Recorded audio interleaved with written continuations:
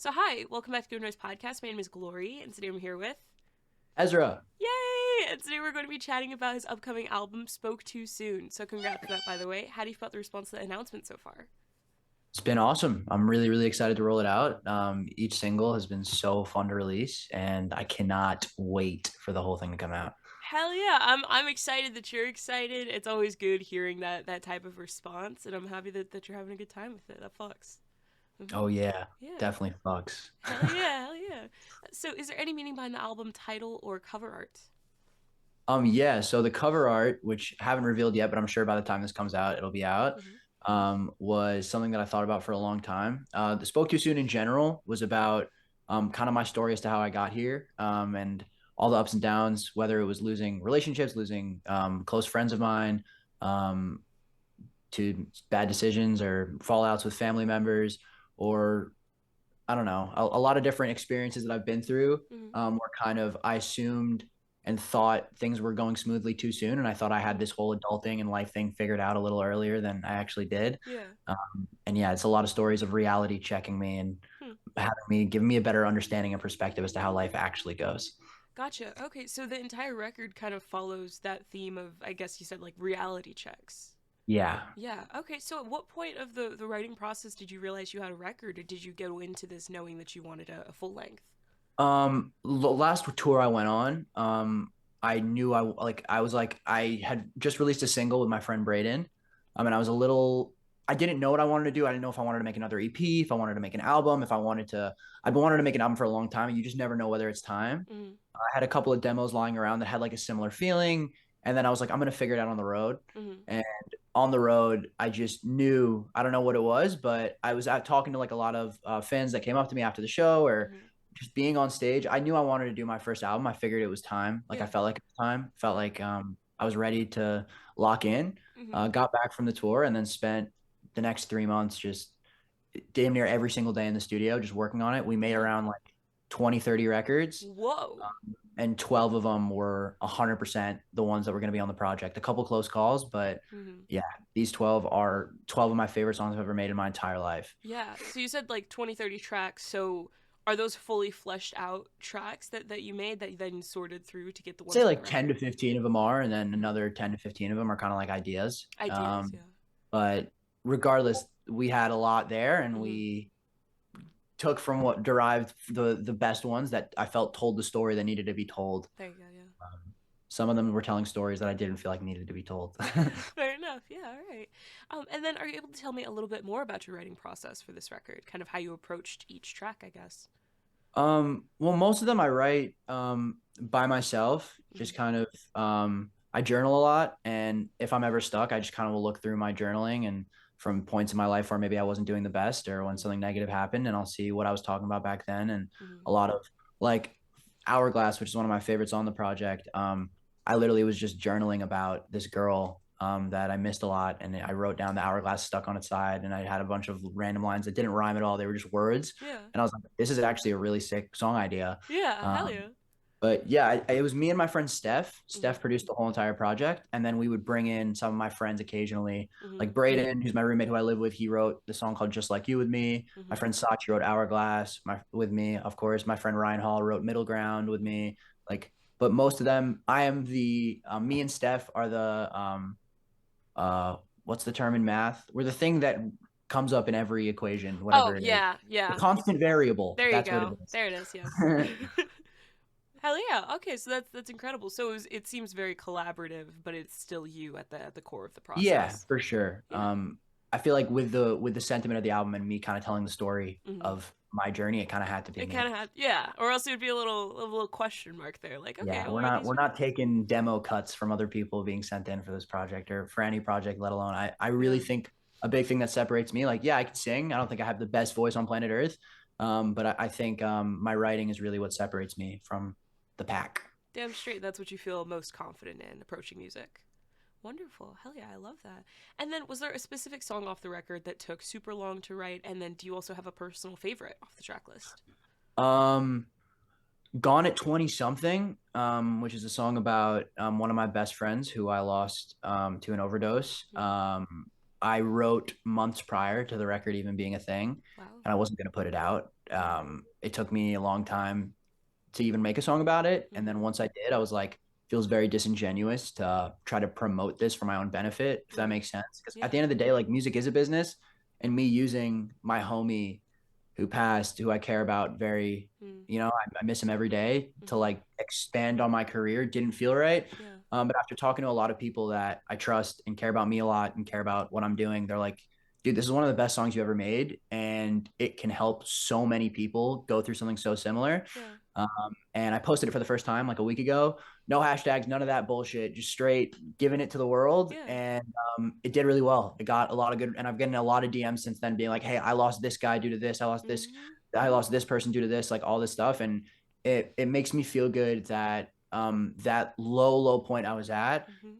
can help resonate and help people get through a similar time. Yeah, absolutely. I think telling those stories, especially when they're authentic and very close to you and they impacted you, I think they are important for those other people that are out there that are also going through similar or the same situation as you. And it helps people realize that they aren't alone and that they can get past this really dark time or they can survive through it because those types of situations, shit, man, you need that support, and some people don't have that support in their close circles or in their life or their family. So music in that case is very fucking important. Yeah, Hmm. I couldn't agree more. It helped not my music, but back in the day when I was going through some shit, Yep. I leaned on other artists and stuff. And if Yeah. I could be that for somebody else, that's the dream. That's why you do it. Damn straight, I agree. Music has helped me in so many scenarios and so many dark times or even good times in my life where it's just I needed it and it was there. Yeah, Yeah. I fuck music heavy. I love it. Hell Same. I yeah. mean, I assume so. You're doing a whole podcast Right, about I it. would hope so. Actually, And I hate congrats on all the music. success of it, man. My management was telling me like this is a big one. Don't miss it. I'm like, okay, I'm here. Oh shit, They that really means a liked it. lot. They Yeah. hyped you up a lot. They said they really like what you got going on. So of Damn. Okay, that's very good to hear. Thank you. I'm just doing my thing. It's course, keep not too doing your much, not thing. It's too much. obviously working. Thank you. You as well. You got some shit going on too, man. Mhm. Hell yeah. Hell yeah. Would you be able to tell me how the track listing came about for the record? Did you write the opener to be the opener, closer to be the closer, just shuffle around and see what fits? What was that process like? I wrote an intro and an outro. Mhm. But the rest was I mean, it started off kind of random, and then it ended up, in my opinion, being very meticulous and intentional. Mhm. Pull up the track list really quick if that's cool. Yeah, go for it. But I'll just pull it up on my phone. Um, but yeah, it starts off with, I feel like, a more up tempo, like drum filled tracks, like kind of produced songs. Mhm. And they're all kind of maybe they're not happy, but they kind of have some euphoric feeling to them. Yeah. Um, like middle ground is all about the in between parts of a relationship where maybe Mhm. you don't really have to get your feelings hurt or involved yet. It's that sweet point where I feel like everybody at some point in a relationship uses their significant other as like a crutch through emotional Mhm. problems or physical problems, whatever it may be. Mhm. And this is the point in time where it's like everything's perfect. Each person doesn't really want to show that they would need the other person as a crutch. And it's Yeah. just like every little move you do is the most romantic gesture ever because there's no expectations. Yeah. It just feels good. And intermission is looking at the same heartbreak, which I talk about a lot on the record, but in a more positive way. Like, Mhm. I hope it's just an intermission. Like, I hope I get to see you again. Mhm. Um, Sober cigarettes, although being about a time in my life where I wasn't really that present for the person, it still Mhm. has that like up tempo pop punk energy. Right. And that fades into Violet, which is also that super whatever. And Mhm. then Look So Good is the beginning of the acoustic section Mhm. of the project, where it looks so good is kind of like a happy acoustic vibe, Yeah. which fades into some really gut wrenching sad Yeah. vibes. Yeah. Just like you, Hourglass, those ones they hurt and gone at 20 something. Mhm. And then yeah, I pick it back up at the end with a little more energy and end it with the outro, which we had so much fun making. Mhm. I came from a little bit of a hyper pop background, like that's when I got my first start. Hell yeah. And it definitely is not my final destination, which is Mhm. why I think this project is feels a lot more mature and bigger and better. And I think Mhm. that's why people like it so much. Mhm. It accentuates what I do best. Yeah. But the last song, we wanted to have a little more fun with that hyper pop shit, just to pay a little final hurrah to Exactly. that era of my career. Exactly. A little treat for the fans that have been with you throughout your Yeah, that have been entire. around for a little bit. Exactly. Damn straight. I love it. I love it. And would you be able to tell me where your headspace is at while you're creating this record? Um, Shit, it depends on the song, but for most of them, I was Mhm. pretty down bad. Yeah. I was just at a weird point in my life and my career, where I finally felt like I had perspective. Mm-hmm. A lot of it's really easy to blame other people. It's really easy to, there's always going to be another reason why something didn't go the way it was supposed to. Mm-hmm. But like we were saying, constant variables before, the constant Yeah. variables. And I think unless you're able to gain perspective and look back in hindsight and see it 2020 what you did wrong, fuck what Mm-hmm. anybody else did wrong because you can't control that. Yeah. And this record was me being like fuck and taking accountability for the reason why I'm not where I feel like I should be. Yeah. Damn straight. All right. And how do you recommend your fans to listen to this album for the first time? Should they do it in the car with friends, start with headphones on? Should they work out to it? What do you personally recommend? I think whatever way that you, I think music is like you're saying, it affects everybody differently, and it's a Mm-hmm. big a crutch to lean on when you need it. Yeah. So however you most enjoy music, personally, me, I would blast that shit in the car front to back. Damn straight. I think Mm-hmm. there's a lot of really sick moments on the project that make you really excited to bump, and there's a lot of songs where you're kind of gonna have to wipe away the tears. Mm-hmm. But I think it's all a really incredible experience, and I got so caught up with the promotion on the project that you forget about the important part, which is Mm-hmm. obviously the music. Yeah. Because whatever, it's like my PR guys, whatever, management, do this interview, you got to make this post, do this Right. here, this, Mm-hmm. whatever. And about 2 weeks ago, I was driving to my videographer's house to finish this mockumentary that we did with it. Mm-hmm. And I just listened to the album front to back for the first time in months. And I was Yeah. like crying in the car, like, holy Hell shit, yeah. I did this. This Mm-hmm. is so sick. And Yeah, I'm you so made proud that. of Yeah. it. Yeah. So with kind of like the constant back and forth and all of the busy schedule, the very packed schedule that you have to do now, it's just a person who's doing music but also has to do social media and interviews. How do you kind of keep that balance and not burn out, I guess? You don't. You There burn you out. go. You burn, That's it's the truth. inevitable is what you're It's saying. inevitable, Yeah. especially Oh, this album comes out February 6th. First night yeah. of tour, which is a month and a half, is Yeah. February 5th. Yeah. Yeah, I saw that So shit. I was like, "Damn." yeah, this is going to be a lot. Yeah, no But chance to breathe. ultimately, if I can make music for a Mhm. living and I Mhm. get to fulfill my dream and help people with my art that I enjoy making so much, like Mhm. I couldn't ask for a better job, you know? If the Yeah. alternative is doing something that I don't love, Mhm. I'll get burnt out 10 out of 10 times making videos for songs that I believe in, you know? I fucking love it. I dig it. Hell yeah. Hell yeah. And this one should be super, super quick off the top of your head. I want you to describe this album for new listeners in 3 words. No more, no less. Spoke too soon. No. I don't count titles. I don't count titles. So you're gonna have to It was try three again. words. It was too perfect. It was, it was. I'd say um descriptive, Mhm. controlled chaos. Perfect. Hell yeah. Hell Dang. see, that's better. That's better. That's much better. And Sick. in the same vein as the last question, but not as much pressure, is there a certain feeling or emotion you want this album to evoke in your listeners? It really depends on the song, you Yeah. know? Like there's songs on there where I view music in like not really a black and white sense, but I think there is a black and white like gray area that you can put them in. And obviously there's grays in between, whatever, but there's like Mhm. songs where you really have to sit down and hone in on what they're saying to Mhm. appreciate it in full. Yeah. And then there's songs that could kind of just be like background music to your life that just Mhm. feel like a vibe to listen to. It doesn't really matter what they say. It just feels like a good vibe. Yeah. There's a couple songs on the project like that. And there's a couple songs that like, I feel like if you listen to what I'm saying, you're going to be like, fuck, this guy needs a hug. Yeah. And Yeah. it just depends on one of them. I think some of them, I hope that they are therapeutic in the way that they can either relate or somehow it speaks to some emotions they've gone through. Mhm. And then on the alternative, I wanted to just be able to be music that you can put on whenever you're in a funk or whatever you have going on and Yeah. kind of escape for a little and just be able to be in your own movie, you know? I fucking love it. I dig it. And are you able to touch on any particularly challenging or standout moments during the creation of the album, positive or negative? Um, I just say the promotion process in general. Yeah. Thank God that I've picked up some momentum and some of these videos have found the right people, and I'm That's very great. thankful for that. And Yeah. I want big shout out to my roommate Braden for pushing me to promote this. I've Yeah. never been good at the whole influencer thing. Yeah. I've never been good at posting. Mhm. Like when I first started making music when I was in high school, it wasn't a thing, I you was know, gonna like say that's a new development in the industry. It for makes sense. sure the Yeah. whole short form content thing, and The grind. it Yeah. was new for me. But thanks to Braden and my other roommates, Mhm.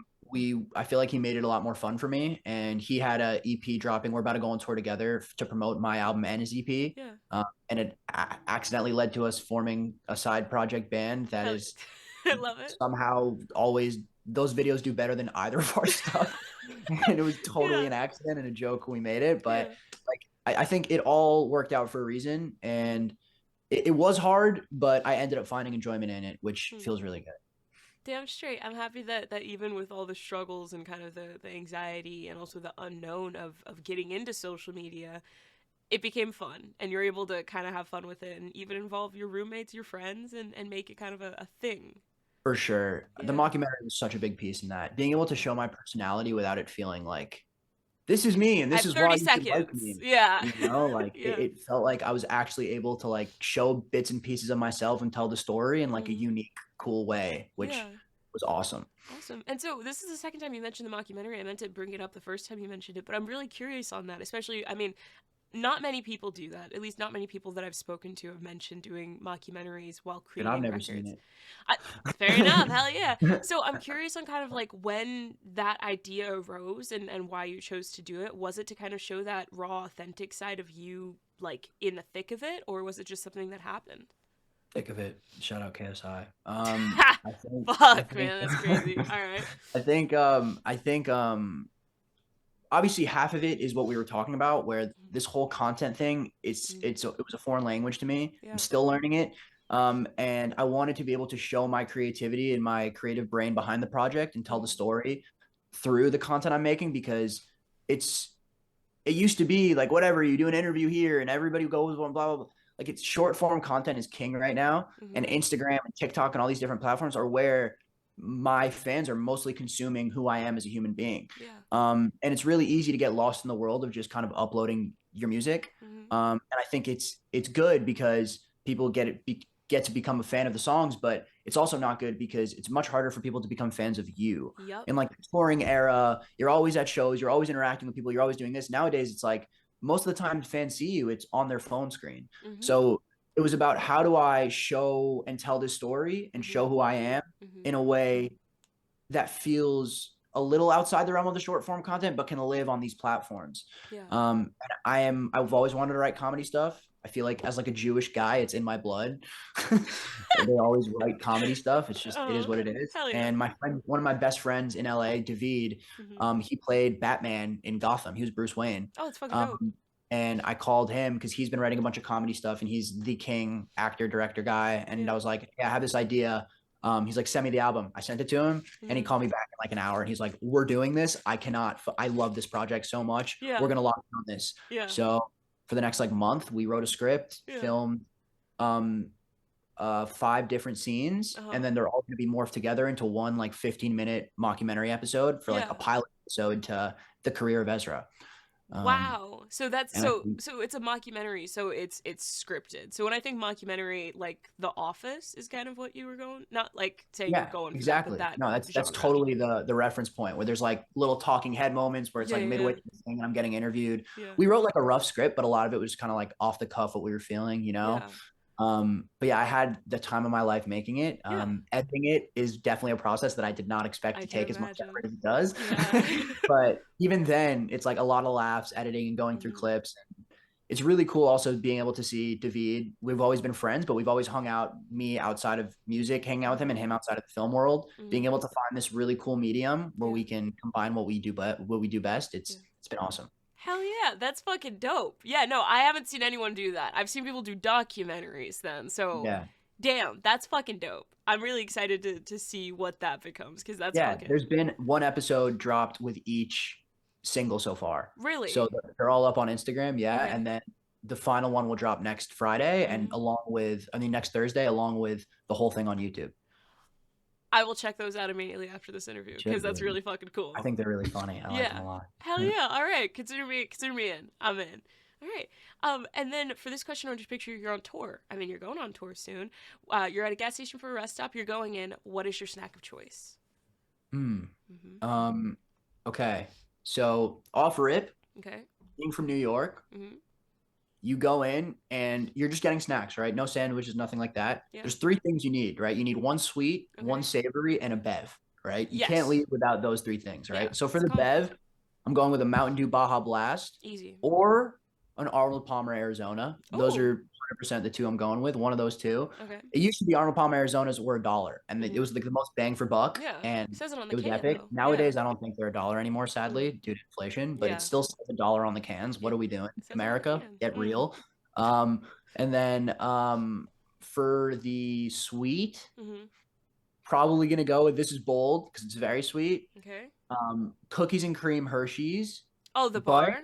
the drops. There's like these little The kisses. there's like these little circles, like almost like circles that are like kind of thick, and they Uh have huh. them in these little bags. Uh huh. Oh my god, so good, That's crazy. Okay. insane. Yeah. For the chip, probably like salt and vinegar chips. Big salt and vinegar guy. Hell yeah. Best flavor.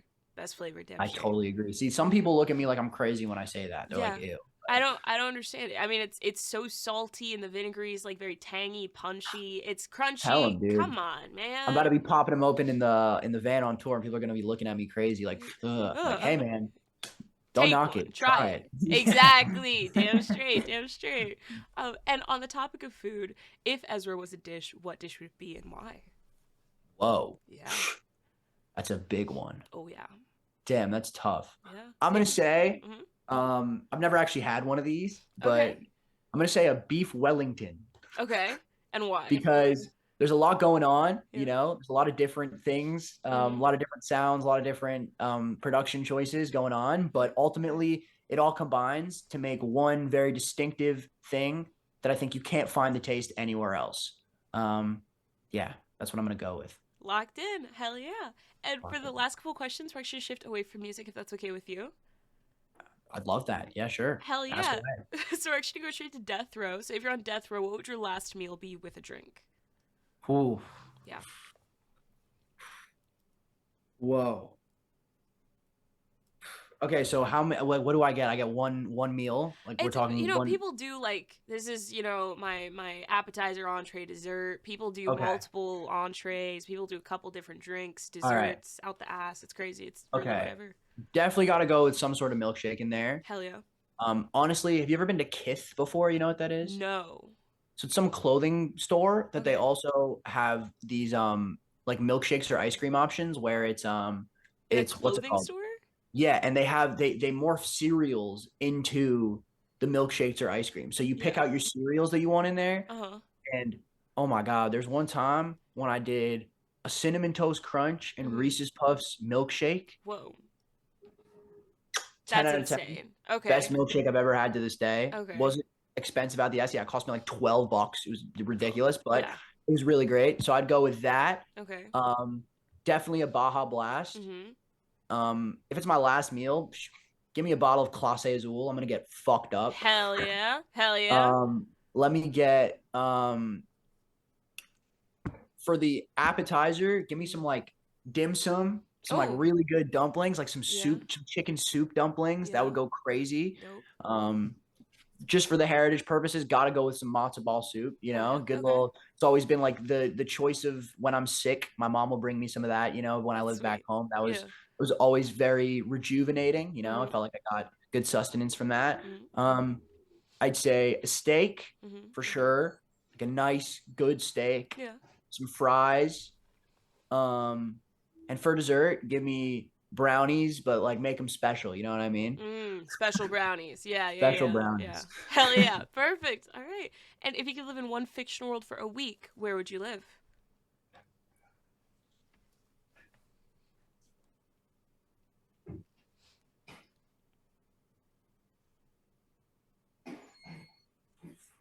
Ooh, Yeah. that's hard. Yeah. I'm a big anime guy, so there's a lot of animes rolling through my head. Yeah. I instantly thought of Harry Potter as well because Yeah. that would be epic. That'd be dope. Um,